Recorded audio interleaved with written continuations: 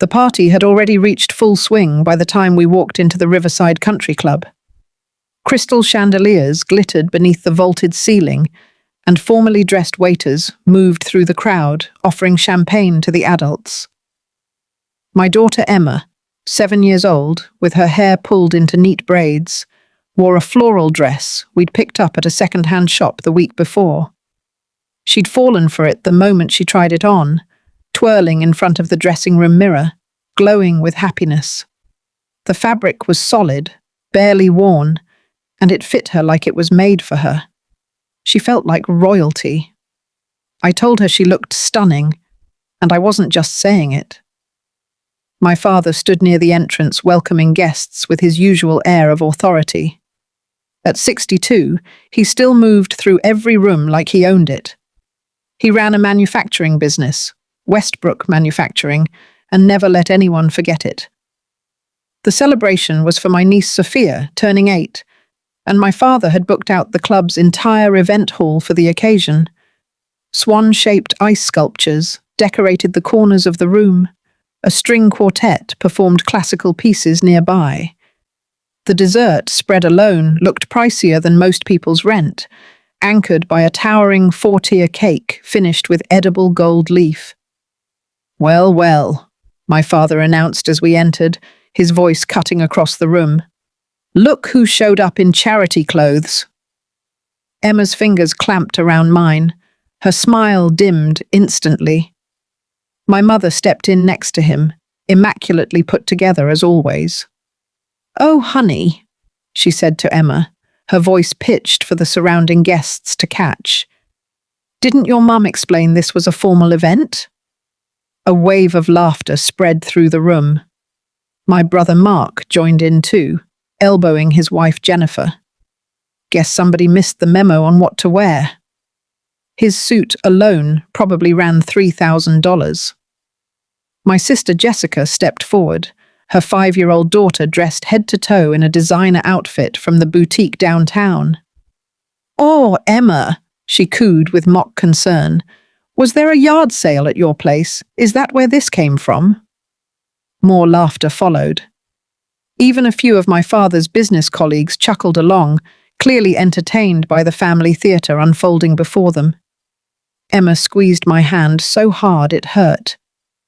I started to respond, but my husband James gently touched my arm. His attention was fixed on Emma, whose eyes were welling up. Then he gave her that steady, familiar smile I'd come to know over 8 years of marriage. "That's a gorgeous dress," James told her.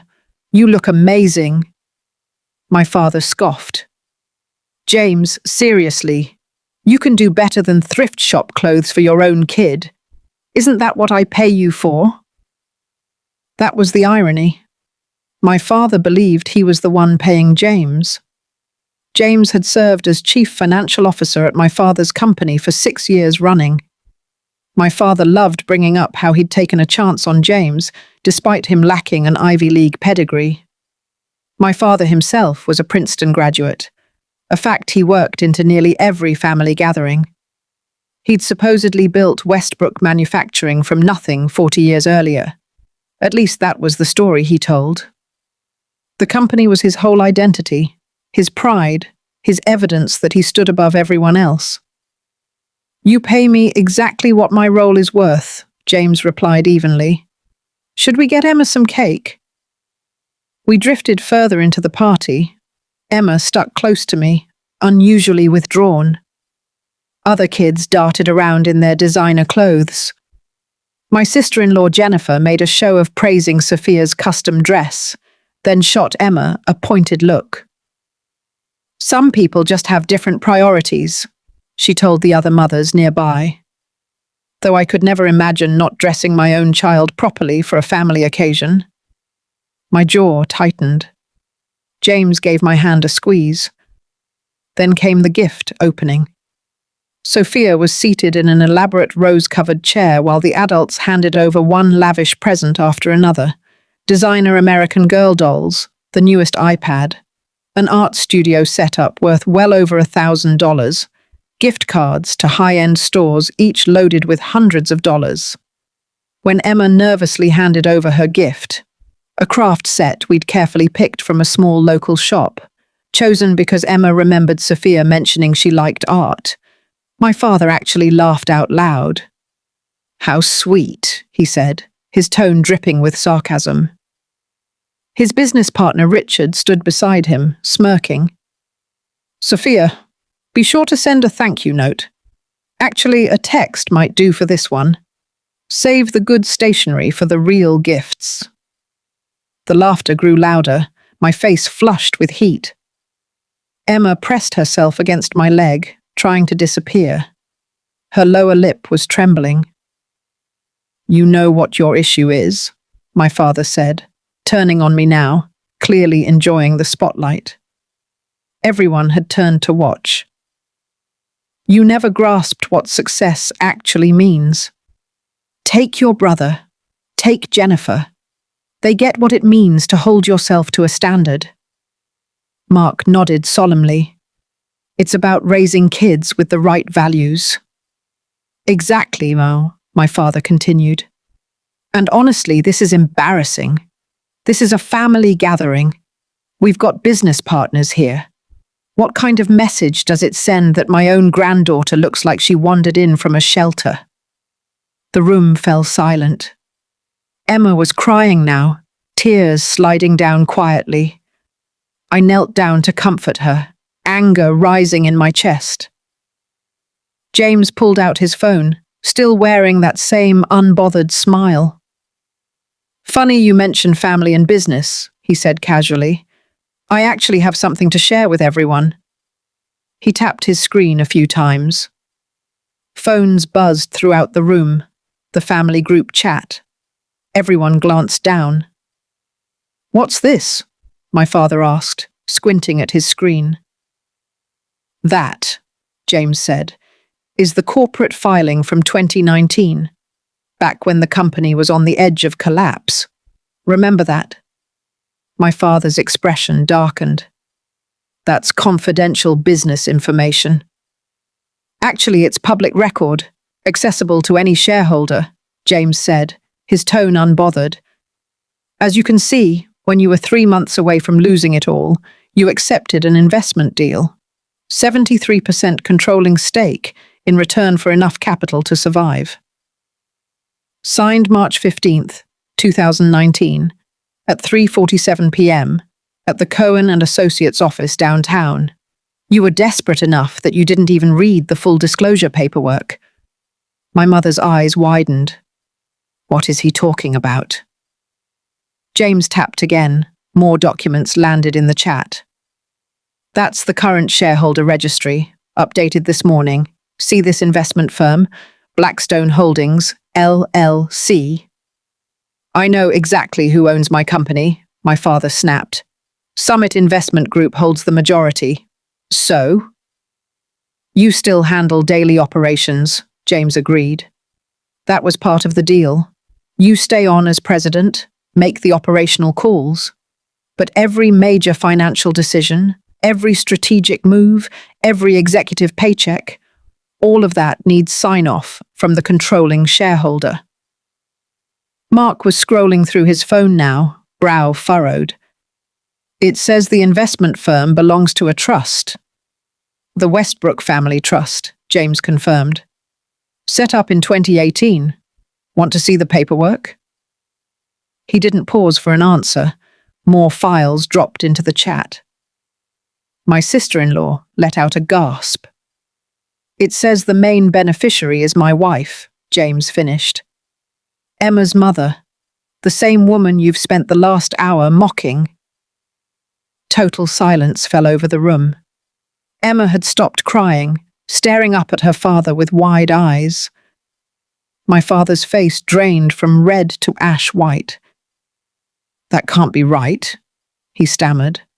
"I dealt with lawyers. They never mentioned—" "They weren't obligated to reveal the beneficial owner," James said. "Only the purchasing entity. My wife wanted it kept quiet. She thought it'd be healthier for the family if you didn't know she was the one who bailed you out." "Bailed out?" My father's voice cracked. James pulled up another file. Your debt back then was 8.2 million. Suppliers were threatening lawsuits. Payroll was about to bounce. The trust cleared every bit of that debt, put another 3 million into upgrading your equipment, and renegotiated your supplier deals. Your company's now worth around 40 million. 40 million? My mother echoed faintly.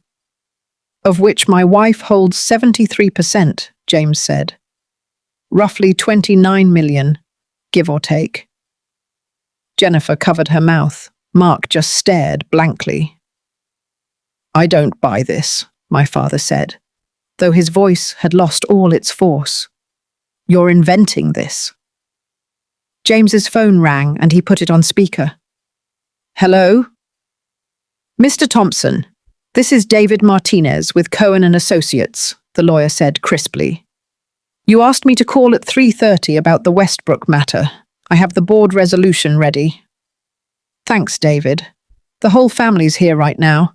Can you walk us through the current ownership setup at Westbrook Manufacturing? Certainly. Per our filings, Blackstone Holdings, LLC, controls 73% of outstanding shares. Blackstone itself is fully owned by the Westbrook Family Trust, established in Delaware for tax purposes. The lead beneficiary and trustee is Mrs. Sarah Thompson. Her husband, James Thompson, acts as the trust's financial manager and holds power of attorney over business matters until the secondary beneficiary turns 25. My father dropped into a chair, looking faint, his face grey. And can you confirm, James continued, what say the minority shareholder has in major company decisions? The minority shareholder, currently Mr. Robert Westbrook, holds no authority over strategic or executive matters without written sign-off from the majority shareholder, per the 2019 investment agreement. Mr. Westbrook remains in his role at the trust's discretion and can be voted out by majority decision. Thanks, David. That covers it. James hung up. The quiet that followed was crushing. You've been working for your own daughter this whole time, my mother said to my father, her voice barely there. Not quite, James corrected. He's been working for his granddaughter. The trust fully transfers to Emma on her 25th birthday. Until then, my wife oversees it for her. Emma looked up at me. I own Grandpa's company. You will, I told her gently. Once you're older. My father's hands trembled. Why didn't you say anything? I finally addressed him directly.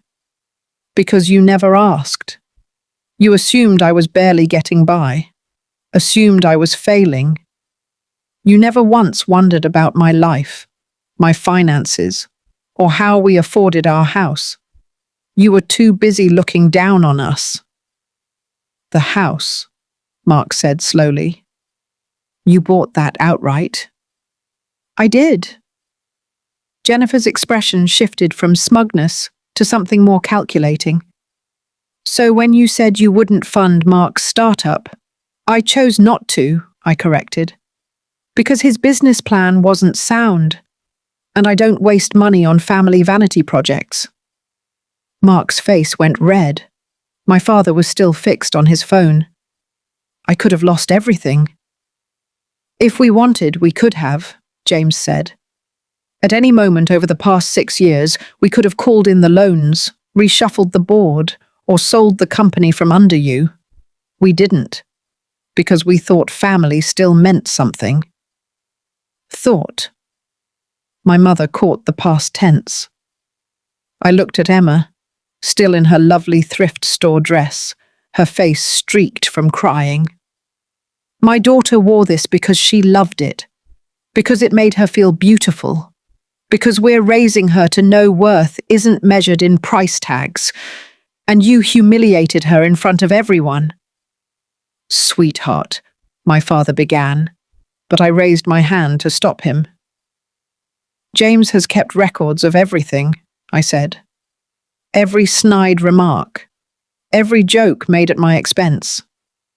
Every time you've tried to diminish me in front of my daughter. We were prepared to let it go. You didn't need to know the truth. But today you crossed a line. James pulled up one more document. This is a board resolution, drafted this morning. It removes Robert Westbrook as president of Westbrook Manufacturing, effective immediately. It only needs the majority shareholder's signature. You wouldn't, my father whispered. We could, I said. But we're not going to. Not yet. Take this as your warning.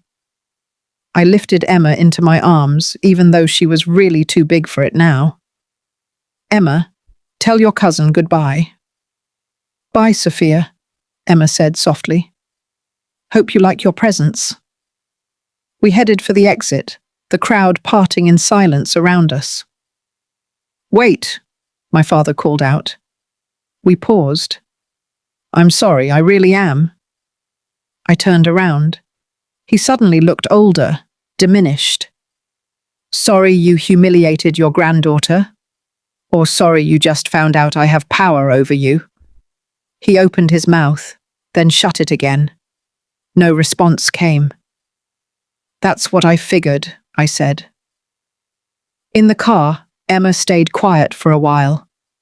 Eventually, she asked, Daddy, do I really own Grandpa's company? You will, James told her, once you're grown. Do I have to act mean like Grandpa? No, sweetheart, I said. You can be successful and still be kind, powerful and still gentle. You can wear whatever makes you happy and still be worth more than every single person in that room combined. She considered this. Can we get ice cream? James laughed. Absolutely we can. As we pulled away, my phone kept buzzing non-stop. Messages from relatives, apologies, excuses, explanations. I switched it off. Emma drifted to sleep, still in her thrift store dress, ice cream smeared on her chin, with no idea she was sitting on a fortune. That was exactly how I wanted it. She'd learn about wealth and power and responsibility when the time was right. For now, all she needed to know was that she was loved, and that her dress was perfect, exactly as it was. My phone buzzed once more before I turned it off completely. A text from my father. Please, we need to talk. I deleted it. He could wait. For the first time in my life, he was the one waiting on me. Outside, the city lights streaked past the window. Emma breathed softly in her sleep. James reached over and squeezed my hand. You did good, he said quietly. I squeezed back. We did good. Not just tonight, but 6 years earlier, when we'd quietly rescued a company on the brink of collapse. When we let my father keep his pride and his title intact. When we built something real while he looked down on us the entire time. The only difference now was that he knew. They all knew. And that changed everything.